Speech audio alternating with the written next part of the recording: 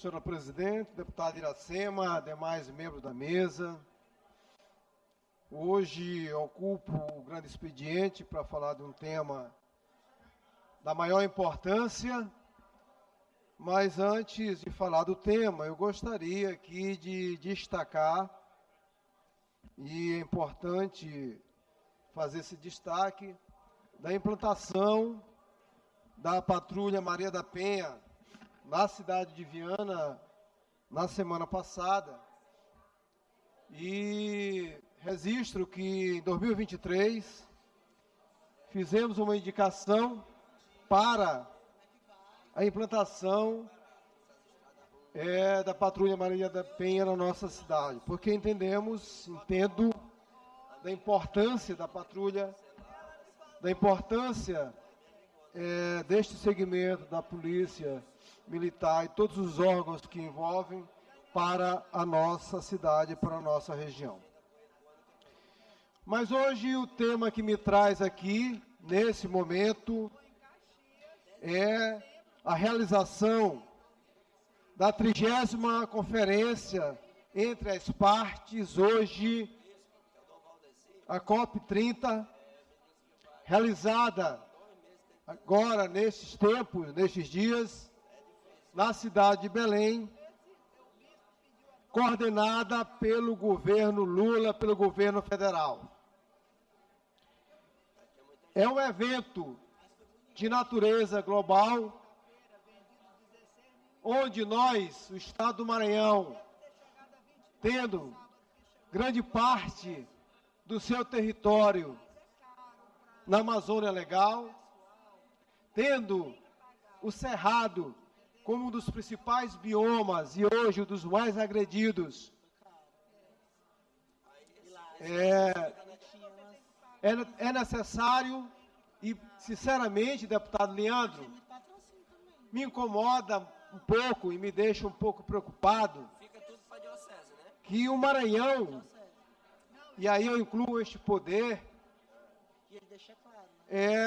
talvez não tenha dado a devida importância para este evento que está sendo realizado em Belém. Um evento que vem numa sequência, e aí nós podemos citar, deputado Arnaldo, a Eco 92, que aconteceu no Rio de Janeiro, e considerando a evolução dos problemas climáticos, hoje os especialistas podem constatar que estaríamos numa situação muito pior se não tivesse sido pactuado naquele momento vários procedimentos, várias metas, que mesmo não tendo sido alcançadas, deixaram e deixam um legado a ser buscado, tendo em vista o agravamento dos problemas climáticos no país e no mundo e no nosso estado. Portanto, a 30ª Conferência entre as Partes, é um evento de extrema importância para o Estado do Maranhão. É um evento que toda a sociedade maranhense, todos os poderes, deveriam estar mergulhados, porque nós sofremos as consequências diárias dos intempéries climáticas. Vale ressaltar que as metas, mesmo não sendo atingidas,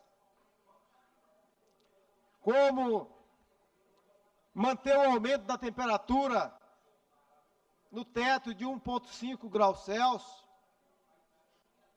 até 2035, infelizmente, hoje já é consenso que não vamos conseguir manter esse aumento. Já está sendo ultrapassado e vamos ter que lidar com essa situação, mesmo tendo a sensação de esvaziamento comparado com outras COPs, a COP 30, deputado Cascaria, você que falou ainda agora há pouco, mas, deputado Enos, a COP 30 se reveste de uma importância, tendo em vista que hoje já se tem parâmetros e indicadores, claro, como as NDCs, que são as contribuições nacionalmente determinadas, ou seja, são as metas climáticas que cada país precisa apresentar. E hoje está em torno de 115.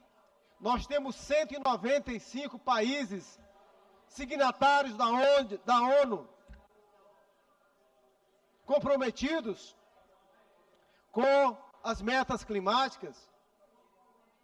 Até hoje, apenas em torno de 115, não sei se agora pela manhã avançou, somente 115 países tinham apresentado as suas metas. Sem as metas, não tem como aferir a contribuição e a devida responsabilidade de cada país. Principalmente os Estados Unidos, como o maior emissor de gás carbônico, não mandar nenhum representante legal. E, infelizmente, o presidente dos Estados Unidos utiliza as redes sociais para falar de uma estrada que foi aberta, que, segundo ele, para os participantes percorrerem com o impacto climático. Quer dizer, os Estados Unidos não manda representante legal, mas utiliza de uma forma demagógica e hipócrita as redes sociais para criminalizar, para deturpar. Mas isso não representa hoje o sentimento do povo americano, tendo em vista que nós temos representantes hoje, inclusive o governador da Califórnia, chegando de uma forma voluntária, porque, de fato, o povo americano tem dado respostas claras e, ultimamente, com a eleição em várias cidades importantes, de pessoas ligados às questões climáticas. Mas quero me referir mais precisamente, e aí eu registro, confesso, deputado Carlos Lula, que fiquei alegre quando vi o governador Carlos Brandão, secretário do Meio Ambiente, presente ontem na COP, gravando vídeo. Eu acho importante isso. Registro que centenas de maranhenses das organizações não governamentais, como o Movimento das Quebradeiras de Coco, o MST e outras organizações, estão participando dos diversos fóruns. Mas me atenho, inclusive, aos programas apresentados do meio ambiente, dentro do contexto do meio ambiente, da preservação do meio ambiente, pelo governo do Estado. É necessário que esta casa possa acompanhar o desenvolvimento dos programas governamentais para combater as intempéries climáticas no nosso Estado. Não é possível que esta casa não se disponha, e aqui eu quero dizer que nós temos 42 deputados capacitados, e aí chamar a atenção dos prefeitos também, porque o que nós estamos sofrendo já aqui no Maranhão não é algo que se vê somente na televisão. Basta ir no sul do Maranhão agora, Balsas, Mangabeiras, deputado Rodrigo, batem 43 graus rapidamente. 43 graus. Já tem cidade no Mearim também batendo isso. E aí, nós nos deparamos com os programas apresentados pelo governo do Estado, como a Floresta Viva, que é um programa dentro da Floresta Produtiva, deputado Guilherme Paes, que tem como meta produzir 600 mil mudas em parcerias com 16 empresas. E eu participei da instalação, do lançamento deste programa Floresta Viva em São Bento. Qual é o resultado do Floresta Viva, que hoje o governador Carlos Brandão vende com uma vitrine lá em Belém? Nem 10% das suas metas foram atingidas. É um importante programa, um bom programa, mas não é prioridade. E aí nós poderíamos citar também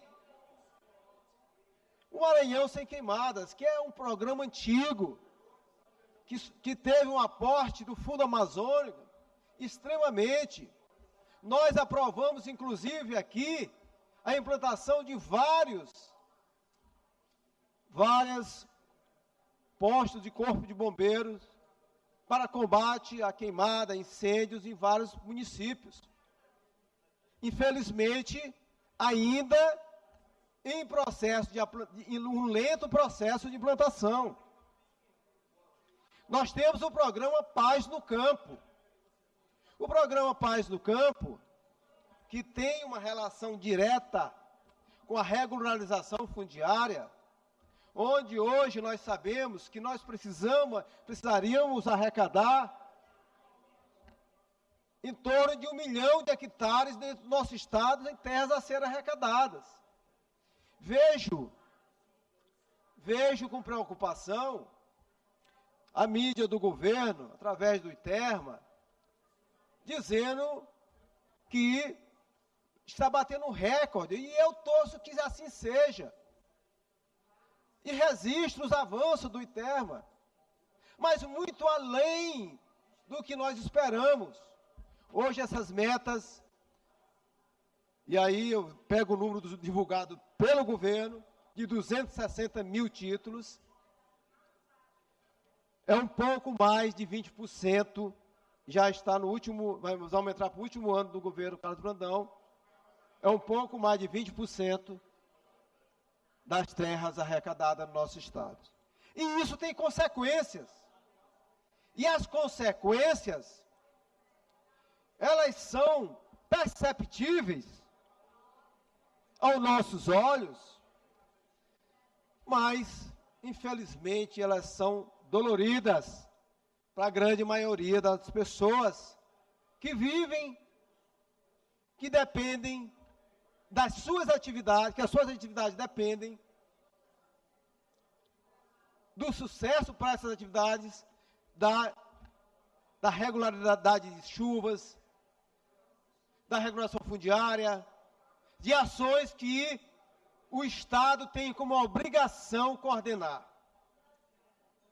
E aí, quais são os resultados, deputado Neto Evangelista? Quais são os resultados hoje? Em que posição o Maranhão está? E aí nós temos, é o terceiro estado com maior emissão de gás de efeito estufa. Pelo 5º ano consecutivo, nós somos o estado que mais desmata o Cerrado, onde a emissão do gás carbônico, 42% está conectado com o desmatamento, a supressão de mata nativa. E 29% advindo da emissão de gases pela pecuária. 80% da nossa floresta amazônica não existe. Claro, não é de agora esse problema. Hoje, todos nós sabemos, o deputado Ricardo Arruda, eu acho que está aqui, eu não sei se está, sabemos que só encontramos floresta amazônica nativa dentro das reservas indígenas. Pouquíssima dentro de outras reservas. Mas se não fossem os indígenas, praticamente nós não tínhamos mais floresta amazônica. E o pior, estes indicadores advindos do desmatamento ilegal, e aí eu não sei quantas pessoas aqui, se os nobres deputados e deputadas, puderam assistir o último Globo Rural, que é um programa que passa de manhã cedo, foi praticamente sobre o Maranhão. E aí eu quero fazer um registro. Eu, como pessoa, gosto do secretário do Meio Ambiente, Pedro Chaga, uma pessoa muito educada, que atende a gente, porque muitos não atendem nesse governo. Ele dialoga, escuta. Tem vários profissionais da SEMAS comprometidos. Mas o que foi relatado ali, naquele Globo Rural no domingo, é um retrato do que vem acontecendo. E sabe o que aconteceu, deputado Leandro? Apareceu na aldeia Porquinhos, naquela região do Alto Sertão, o IBAMA fazendo uma fiscalização, autuou uma fazenda que estava desmatando com correntão. Todos nós sabemos como é o desmate com correntão. O desmate com correntão, para as pessoas que não é do campo, engata-se uma corrente em 2 tratores, cada um sai para um lado, outro para o outro, dentro de uma área que vai até 200 metros, e ali vai derrubando tudo. Não tem seletividade. E esse é o principal forma de desmatamento nas grandes propriedades. O IBAMA autuou a fazenda em R$1.800.000. Adivinhem o que é o mais curioso? Que essa fazenda, o desmatamento, estava com autorização da SEMA. Sim, o desmatamento estava, em tese, legalizado pela SEMA. Claro, ali não estava escrito correntão. Mas é o retrato do que vem acontecendo no Maranhão. A grande maioria do desmatamento do Maranhão é legal, é autorizado. E, pasmem, parte daquele desmatamento estava dentro de uma reserva, dentro de uma área indígena. E isso não é exceção. No próprio site do Ministério do Meio Ambiente, e cruzando, não é fácil cruzar esses dados com o site da SEMA, mas algumas entidades já estão fazendo isso, é um trabalho quase que manual, está chegando à conclusão que mais de 35% da supressão de mata nativa, autorizado pela SEMA, está dentro de reservas legais.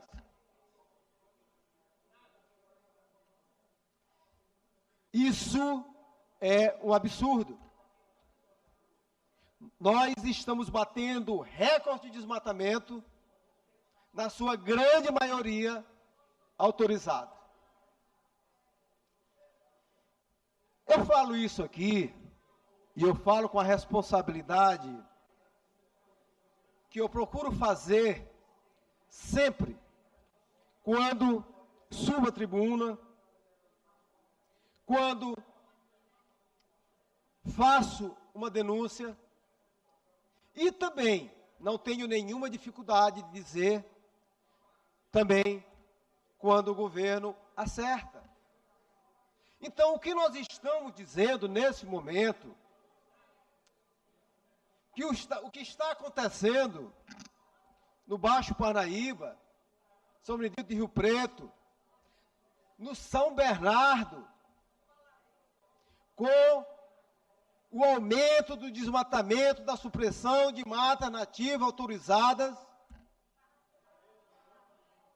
é um crime grave. Eu quero aqui ressaltar que eu defendo a produção de alimentos. Inclusive, eu defendo o agronegócio responsável.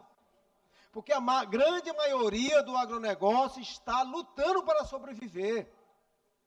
A grande maioria dos agricultores, dos pecuaristas, tem a preocupação, buscam melhorar geneticamente a sua atividade, buscam melhorias, até porque o mercado é cada vez mais seletivo, mas nós não podemos achar normal esse tipo de coisa. Um dos maiores prejudicados será a pecuária. Os maiores prejudicados será a agricultura, como já está sendo. Hoje, a produção de soja no nosso estado, no país, os custos estão aumentando por área plantada. Por quê? Porque nós temos que lidar com os extremos climáticos. Ou uma hora muita chuva, ou uma hora muita seca. Faço essa fala aqui para chamar a atenção para esse evento que está acontecendo lá em Belém. E eu, claro, provavelmente, com certeza estarei lá, como acho que outros deputados deveriam estar participando também. Uma sugestão que eu faço para dizer que existe possibilidades reais da gente avançar na melhoria climática. Pela primeira vez se vislumbra não um aumento de emissão de gás carbônico.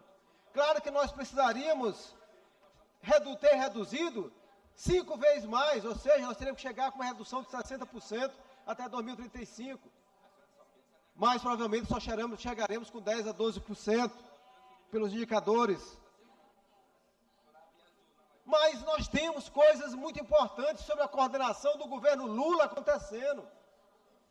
Inclusive, com a criação de um fundo, onde já está sendo aportado um grande montante de recursos para um fundo para financiar a floresta em pé, inclusive pagando $4 por hectare de floresta em pé, além de remunerar o capital com base no mercado financeiro internacional. Então, fico aqui fazendo a seguinte pergunta. E essa pergunta que eu faço, esse questionamento, é para entender, sem falar que ainda estamos na rabeta dos indicadores de recolhimento de resíduos sólidos, e aí não é responsabilidade só do governo do Estado, principalmente das prefeituras, e também culpa um pouco do governo federal, também que teria que ter ações mais efetivas, inclusive ajudando com o financiamento, porque nós sabemos que a questão do resíduo sólido, um município sozinho, pequeno, não vai resolver, passa pela questão da territorialização dos aterros sanitários. Esse tema a gente já vem batendo aqui há muito tempo, e precisa ser monitorado pelo governo do Estado. E aí eu fico a pergunta, será que de fato uma floresta viva, será que de fato uma terras para elas, são importantes? São, mas diante do grave problema que o governo do Estado fecha os olhos, do grande nível de desmatamento, se reduzem a ações pontuais, que na verdade não têm nenhum impacto. É necessário fortalecer a SEMA, é necessário fortalecer a SAF, para que a agricultura familiar tenha condições de apresentar um modelo diferente de desenvolvimento. É necessário fortalecer a assistência técnica. É necessário que também os prefeitos sejam chamados a participar e também serem responsabilizados por eventuais omissões. Então, esse evento que está acontecendo agora, nós teríamos todo que abraçar, nós teríamos todos que celebrar, nós teríamos todos que priorizar, porque todos nós somos pais, somos mães, delegamos, temos pessoas, temos uma geração que vem aí, já está muito complicado viver na situação atual, imagino que será daqui a 10, 15 anos. Então, volto a dizer, as ações do governo do Estado são incipientes diante do tamanho do problema. E não adianta ir tirar foto em Belém. Não adianta somente levar esses programas pontuais.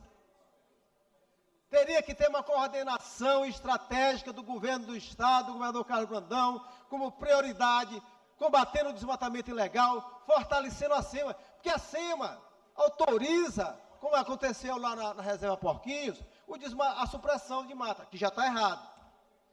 Mas aí o cara, inescrupuloso, o fazendeiro, mete um correntão e derruba tudo. E a SEMA não tem pernas para fiscalizar. Como a SEMA não tem pernas para tirar as cercas dentro da lagoa do Bacuri, lá em Magalhães de Almeida, deputado Aloysio. Onde tem fazendeiro metendo a cerca e cercando a lagoa. Onde não tem perna para fiscalizar a ação dos sojeiros, né? Não são todos, é a minoria, mas são verdadeiros criminosos no Baixo Paraíba, lá em São Benedito do Rio Preto, que não consideram as comunidades quilombolas. Aí talvez muita gente acha, poxa, mas esse deputado está falando só de coisas abstratas. Meus queridos irmãos, deputados e deputadas, eu gostaria muito realmente de estar fazendo só uma discussão retórica, desconectada com nossa realidade. Mas quem vive no interior, quem conhece, quem sabe o que significa, quem sabe de fato, quem está sofrendo e quem vai continuar sofrendo com as intempéries climáticas do país, do mundo e do Maranhão, nós seremos provavelmente os últimos a sentir. São os mais pobres. São as pessoas que vivem nas periferias das grandes cidades, onde as enchentes vão chegar primeiro. São os agricultores familiares, que não terão como sobreviver, a não ser do Bolsa Família, quando passar um ano sem chover. Como agora o período chuvoso já diminuiu. Esses mais pobres, esses irmãos nossos mais pobres, é que irão mais sofrer. Então, eu caminho para finalizar a minha participação, para convocar a todos e a todas, para que nós, de fato, coloquemos o tema do ambiental dentro das nossas prioridades e que possamos cobrar uma atitude altiva, construtiva do governador Carlos Brandão, liderando o Estado para evitar não fechando os olhos para o desmatamento do Cerrado, fazendo com que as ações, os programas como Terra Viva, como Floresta Viva, Terras para Ela e outros programas, aconteçam de fato e ele priorize os órgãos. Então, finalizo aqui, desejando a todos e a todas que possamos fazer essa reflexão e todos nós estarmos imbuídos em melhorar os indicadores ainda muito ruins e com a tendência de piora e com a chancela do Estado, do nosso Estado.